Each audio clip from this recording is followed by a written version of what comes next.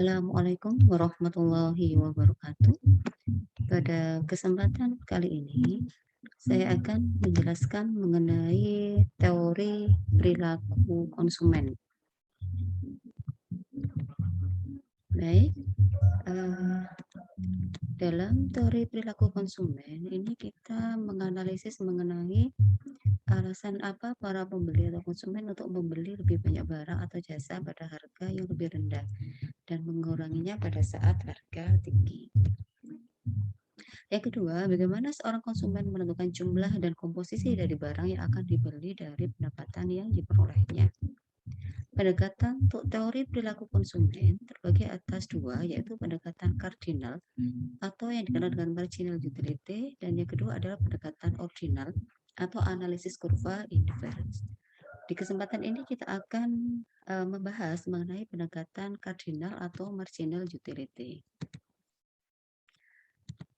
Baik, di sini utility menunjukkan kepuasan relatif yang diperoleh seseorang konsumen dari penggunaan berbagai komoditas atau kepuasan atau kenikmatan yang diperoleh seseorang dari mengkonsumsikan barang atau jasa.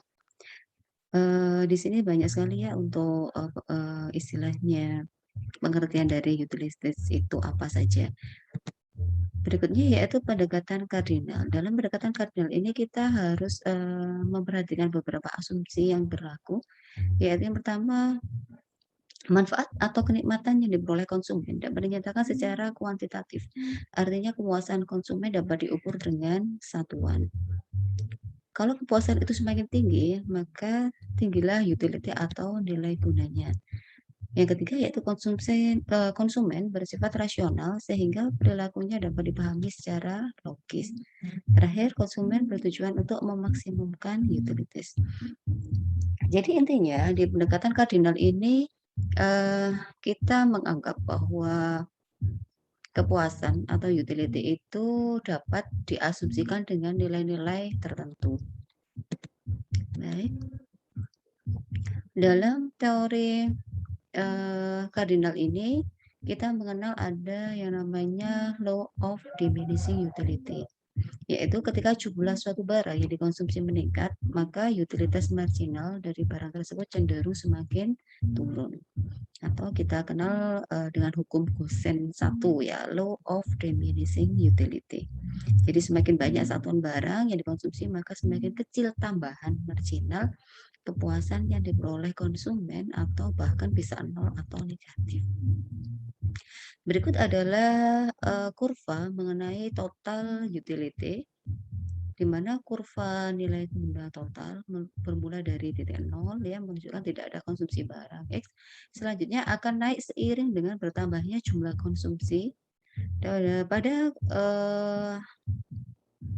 titik C, nah pada titik C itu utility-nya maksimal dan ini akan terus mengalami penurunan pada saat kita menambah jumlah konsumsinya, misalnya dari 8 ke 11. Nah, ini akan semakin menurun. Berikutnya mengenai kurva nilai guna marginal. Ya, kurva nilai guna marginal turun dari kiri atas ke kanan bawah yang mencerminkan bahwa hukum nilai guna ini akan semakin menurun. Nah, baik, di sini akan kita lihat contohnya. Misalnya, ini adalah konsumsi barang ya. Konsumsi barang kuantitasnya adalah di sini 0, 1, 2, 3, 4 sampai dengan 7. Sedangkan utilities totalnya atau kegunaannya ini ya ada 0, 10. Jadi kalau misalnya 1 ini 10, kalau utilities totalnya 2, ini 20 gitu ya. Terus kita lihat bagaimanakah penambahan atau marginal utilitiesnya. Pada saat barang yang dikonsumsi 1, maka utilities totalnya adalah 10 gitu ya. Berikutnya 2 adalah 18 dan sampai yang terakhir yaitu pada waktu kita konsumsi 7, maka utilities totalnya adalah 28. Nah, dari gambaran total utilities ini kita bisa melihat adanya kenaikan ataupun penurunan ya marginalnya. Coba kita perhatikan. Pada saat dari 0 ke 1, ini ada dari utilities 0 menjadi 10 ya, ini berarti, eee, utilities marginalnya jumlahnya adalah 10. Berikutnya, pada saat 2, nah 2 ini utilities totalnya adalah 18. Sedangkan utilities marginal ini kita peroleh dengan mengurangi dari total utilities 18 dengan 10, sehingga dihasilkan 8. Dan begitu seterusnya, ya sampai dengan pada konsumsi barang ketujuh. Nah, di sini kita lihat marginalnya, tambahan marginalnya dari 10, 8, 6, 4 gitu ya. Nah, maka utilities marginal ini dapat kita simpulkan akan semakin menurun dengan adanya penambahan jumlah konsumsi barang. Bahkan di sini bisa negatif gitu ya. Nah, berikutnya kita lihat ini tadi sudah ya. Syarat pemaksimuman utilities. Nah, setiap rupiah yang dikeluarkan untuk membeli unit tambahan dari berbagai jenis barang akan memberikan utilities marginal yang sama besarnya. Kita kasih contoh, misalnya di sini produk A ini harganya $1, produk B di sini harganya $2. Nah, untuk utilitas marginalnya ini sudah kita tuliskan di sini ya. Ada 10, kalau misalnya unitnya 2 itu 8 dan seterusnya. Sedangkan untuk produk B, pada produk B itu untuk 1 unit itu marginal utilitasnya 24. Nah, kita bandingkan dahulu marginal utilities per harganya itu berapa. Kita peroleh dari 10 dibagi dengan 1 gitu ya. Karena ini menjadi 10 dan yang kedua 8 ini kita bagi dengan 1 karena tambahan unitnya masing-masing adalah 1. Jadi 8 kita bagi 1, 7 kita bagi 1 sampai yang di akhir. Sedangkan untuk yang produk B, nah untuk produk B ini karena harganya tadi $2, maka marginal utilitiesnya itu masing-masing kita bagi dengan 2 sehingga yang untuk 1 unit ya di sini kita peroleh 12 dari 24 dibagi 2, 20 dibagi 2, 18 dibagi 2 dan seterusnya. Nah, sehingga kita akan peroleh marginal utilities per harganya ya, per harganya. Kita lanjutkan. Di sini akan kita lihat bahwa marginal utilitiesnya itu akan sama menjadi 8 ya pada saat yang produk A itu di unit yang kedua, sedangkan di produk B itu ada pada unit keempat. Nah, di sini memiliki nilai kepuasan yang sama. Berikutnya bagaimana sih proses pembuatan keputusan produk mana yang akan kita beli gitu ya, dengan melihat dari, eee, marginal utilitiesnya. Yang pertama kita lihat di sini, pada satu ya, unit satu produk A ini 10, sedangkan pada produk B ini marginal utilitiesnya 12. Sehingga kita akan memilih produk yang marginal utilitiesnya lebih besar. Nah, jadi kita lihat ya, kita pilih yang 12. Nah, berarti kita mengeluarkan uang ya dengan pengeluaran $2, kita akan memilih produk yang B untuk pilihan pertama. Sedangkan berikutnya, nah kita lihat di sini untuk yang produk A ya MU-nya ini ada 10, sedangkan di sini produk B itu juga ada 10. Nah, jadi pilihan berikutnya itu yang kita pilih adalah satu di produk A dan satu lagi di produk B. Nah, kita lihat berarti kita mengeluarkan $3 gitu ya. Satu untuk produk A dan satu untuk produk B. Dan berikutnya kita perhatikan di sini 9, di sana 8. Maka yang menjadi pilihan adalah produk B. Berarti kita mengeluarkan $2. Nah, kita pilih produk B. Berikutnya di sini sama-sama 8. Sama-sama 8 berarti kita memilih produk produk A ya 1 unit dan produk B juga 1 unit sehingga yang kita keluarkan adalah $3 dengan pembeli 1 produk A dan 1 produk B. Total dari $10 yang kita keluarkan, kita akan belanjakan untuk produk A itu 2, untuk produk B itu 4.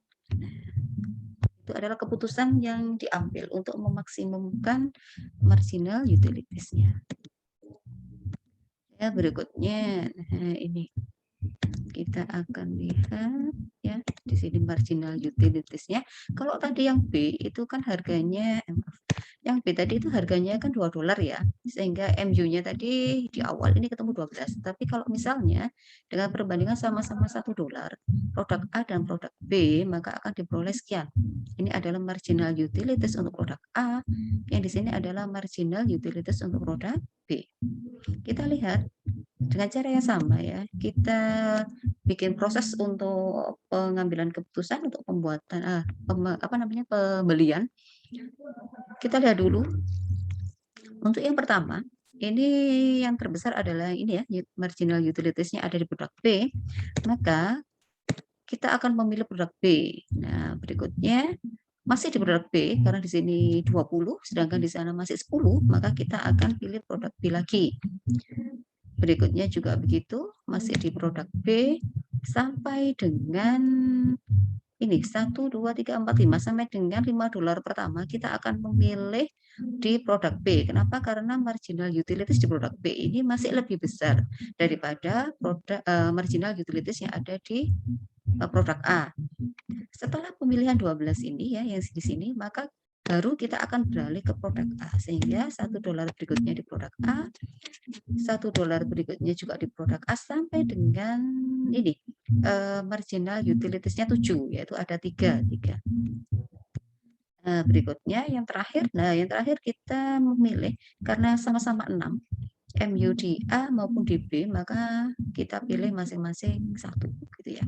Sehingga dengan $10 itu akan berbeda. Yang produk A ini kita pilih 4, sedangkan yang produk B itu kita pilih 6. Ini ya, ini kuantitas tadi ya dari perbandingan yang pertama dengan harga $1 dan harga $2 untuk produk B. Nah, kita lihat kuantitasnya tadi, kalau yang $1 ada 6, sedangkan yang $2 itu ada 4. Nah, sehingga kurvanya seperti itu. Baik, berikutnya. Oh ya, sebelumnya ada ini ya, utilitas maksimum dan kurva permintaan, ada efek substitusi, yaitu bagaimana ketika harga yang lebih tinggi menyebabkan substitusi barang-barang lain untuk memenuhi kebutuhan, ada efek pendapatan, peningkatan harga menurunkan pendapatan real, dan mengurangi konsumsi terhadap komoditas barang yang diinginkan. Baik, berikutnya kita bahas mengenai surplus konsumen. Surplus konsumen adalah kesediaan membayar. Dari sini kesediaan adalah jumlah maksimum yang mau dibayar oleh konsumen untuk memperoleh suatu barang. Sedangkan surplus konsumen adalah kesediaan konsumen membayar dikurangi jumlah yang sebenarnya dibayarkan oleh konsumen. Kita akan lihat. Misalnya ada 4 kesediaan membayar dari para calon pembeli. Di sini calon pembeli A itu bersedia membayar $100 gitu ya. Sedangkan calon pembeli B $80, C $70 dan D $50.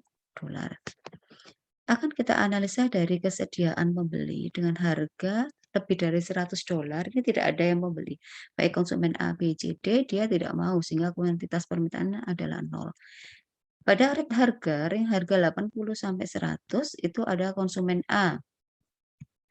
Kuantitasnya 1, sedangkan pada harga antara 70 sampai 80 itu ada konsumen A dan B sehingga kuantitasnya 2, sedangkan pada harga 50 sampai 70 A, B dan C ya ada 3 permintaan. Kurang dari $50 ini semua konsumen mau membeli ya, sehingga di sini ada 4. Nah, kita gambarkan bagaimana mengukur surplus konsumen. Dengan harga $100 tadi hanya konsumen A yang mau membayar. Sedangkan pada harga $80 itu konsumen A dan konsumen B mau membayar. Pada harga 70 ada konsumen A, B, C. Nah, pada harga 50 ada konsumen A, B, C, D yang bersedia membayar. Baik. Berikutnya kita lihat tadi ya, harga 80. Nah, di sini ya, harga 80 itu surplus konsumen yang pertama.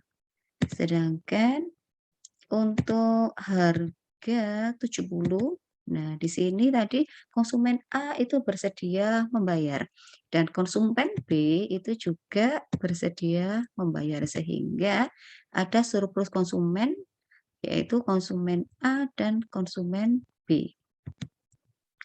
Nah, sehingga kalau kita jumlahkan itu surplus konsumennya, surplusnya itu, ada A dan B ya, 10 ditambah 30 menjadi 40. Nah, mengukur surplus konsumen dengan kurva permintaan, bidang yang terletak di bawah kurva permintaan dan di atas garis harga itu mengukur surplus konsumen di suatu pasar. Nah, contohnya begini. Pada harga P1, kuantitas diminta adalah Q1 gitu ya. Nah, berikut untuk harga P2 yang diminta adalah Q2. Di sini ada tambahan surplus konsumen yang tadi untuk konsumen lama, dan di sini untuk konsumen baru. Nah, baik demikian tadi yang bisa saya sampaikan. Semoga bermanfaat. Assalamualaikum warahmatullahi wabarakatuh.